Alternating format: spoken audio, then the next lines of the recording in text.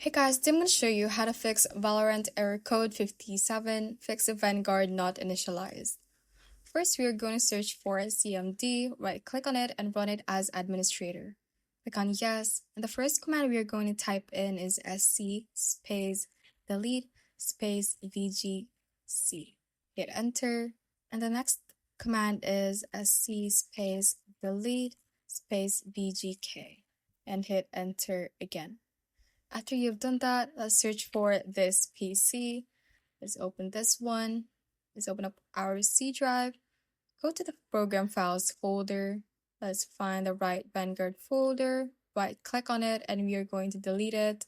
And if it says you cannot delete it because it is open in another program, you can check it on your taskbar at the bottom right by clicking on this arrow key and right click on the Vanguard app and click on exit if you have it in here. After you have done that, try deleting the Riot Vanguard folder again, and after you have deleted it, we are going to open the Riot Client, go to the Valorant section, and you should be able to see the update option, which is to reinstall the Vanguard app, and once you have done that, restart your computer and relaunch Valorant again.